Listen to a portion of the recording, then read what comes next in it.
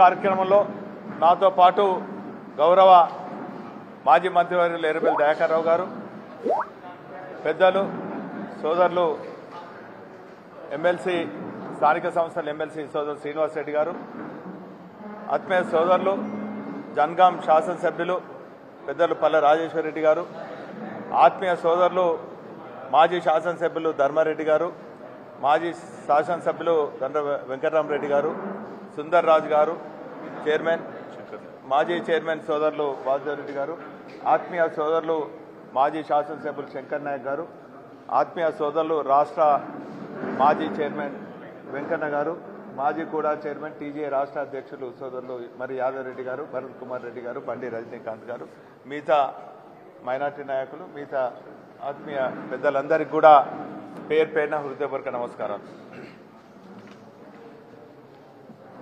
మీ ద్వారా ప్రజలకు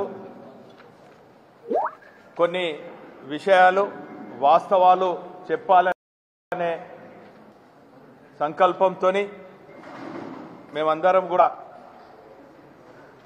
press meet ఏర్పాటు చేయడం జరిగింది.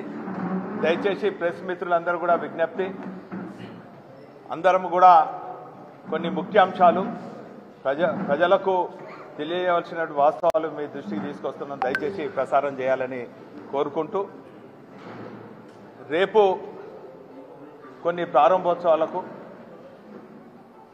ముఖ్యమంత్రి రేవంత్ రెడ్డి గారు వస్తున్నారని పత్రికలలో చూడటం జరిగింది.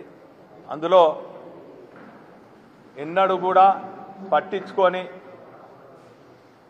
వ్యక్తి గురించి కానీ ఎన్నడూ కూడా పట్టించుకొని కాళోజీ కళాక్షేత్రం కానీ దాన్ని ప్రారంభోత్సవానికి రావటం,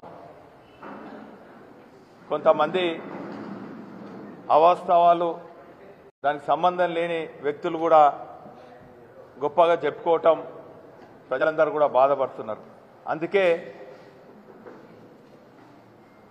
కాళోజీ కళాక్షేత్రం ఏ తీరుగా ఏర్పడ్డది, దాన్ని నిధులు ఎవరు కేటాయించారు, 95% పూర్తిగా ఎవరి హయాంలో అయిందనే విషయాలు మీ అందరికి కూడా తెలియాలనుకుంటున్నా.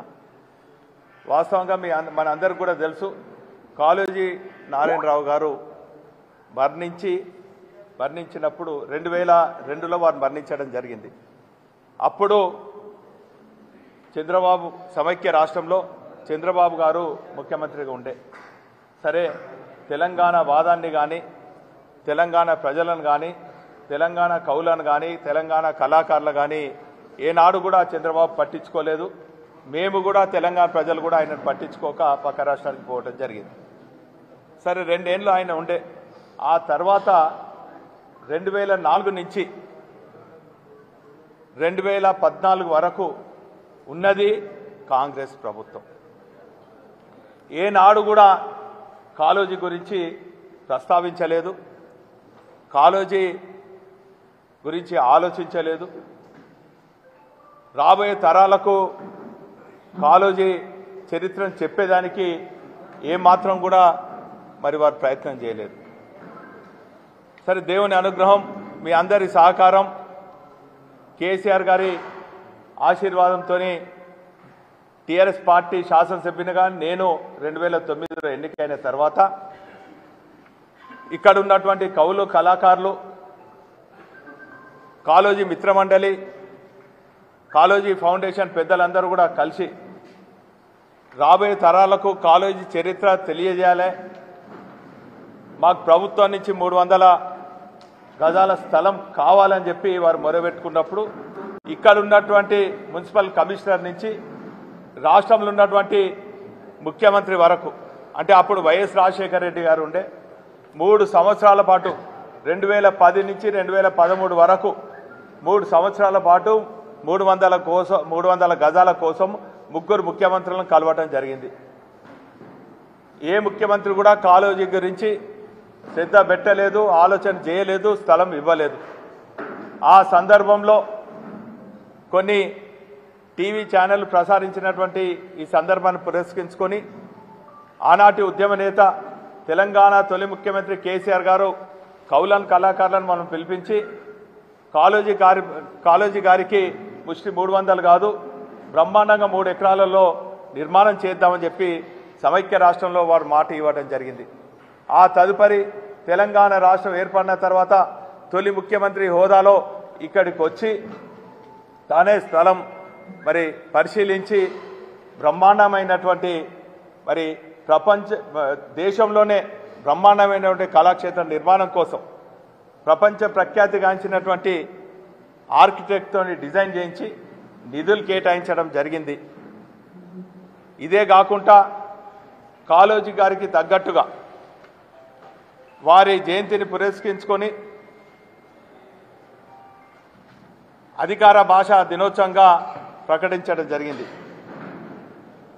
అదేవిధంగా కాళోజీ గారి పేరిట హెల్త్ యూనివర్సిటీ కూడా ఏర్పాటు చేయడం జరిగింది. అదేవిధంగా జయంతి వర్ధంతులు కూడా అధికారికంగా చేయాలని చెప్పి మరి ఆనాడు తెలంగాణ తొలి ముఖ్యమంత్రి కేసీఆర్ గారు మరి ఇవన్నీ కూడా చేసిన విషయం మీ అందరికీ కూడా తెలుసు. కాళోజీ గారి ఆశయాలను ముందుకు తీసుకుపోయే ప్రయత్నం, కాళోజీ గారు బలంగా కోరుకున్నటువంటి తెలంగాణ రాష్ట్ర సాధన కోసం ఆనాటి ఉద్యమ నేత కేసీఆర్ గారు పాటుపడినటువంటి విషయం మీ అందరికీ కూడా తెలుసు. మరి ఆ తదుపరి తెలంగాణ రాష్ట్ర సాధన కోసం ఉద్యమిస్తున్నటువంటి ఉద్యమకారులపైన ఒక వ్యక్తి తుపాకీ గురి పెడితే నేనేం తక్కువ కాదని చెప్పి ఇక్కడ ఉన్నటువంటి ఇంకొక తెలంగాణ వ్యతిరేకి అయినటువంటి తెలంగాణ ఉద్యమకారులపైన తుపాకులతో కాల్చినటువంటి వ్యక్తులు ఈ ఇద్దరి చేతులపైన అది ప్రారంభిస్తుంటే కాళోజీ గారి ఆత్మ ఘోషిస్తుందని చెప్పి ఈ సందర్భంగా తెలియజేస్తున్నాం. ఈరోజు కాంగ్రెస్ నాయకులను ప్రశ్నిస్తున్నాం. మీ కాంగ్రెస్ హయాంలే కదా మీ కాంగ్రెస్లో జరిగినటువంటి బూటక ఎన్కౌంటర్లకు వ్యతిరేకంగా కాళోజీ గారు గలం విప్పిన విషయం తెలంగాణ ప్రజలు ఇంకా మర్చిపోలేదు. మీ పాలనలో ప్రజా వ్యతిరేక చర్యలు, ప్రజలకు అన్యాయం జరుగుతుంటే నా గొడవలో ప్రస్తావించిందంతా కూడా కాంగ్రెస్ వ్యతిరేకంగానే కూడా ఈ సందర్భంగా తెలియజేస్తున్నాను. ఏదో వారు రాసినటువంటి నా గొడవ పుస్తకాన్ని ఫోటో షోల కోసమో పట్టుకోవటం కాదు. వాస్తవంగా కాళోజీ గారి గొడవ వింటే ఆ గొడవలంతా కూడా కాంగ్రెస్ పాలనలో జరిగినటువంటి అన్యాయాల గురించే ప్రస్తావించారు. కాళోజీ గారు బతికినప్పుడు ఏ రోజు కూడా మీరు వారికి గౌరవించలేదు. ఎమర్జెన్సీ చీకటి రోజులను వారు ప్రస్తావించి ఎమర్జెన్సీకి వత్తాసు పలికినటువంటి సమైక్య రాష్ట్రమైన ముఖ్యమంత్రి వెంగళరావుకు పోటీగా కాళోజీ గారు నిలబడితే బతికినన్ని రోజులు ఆయనను ఇబ్బంది పెట్టారు.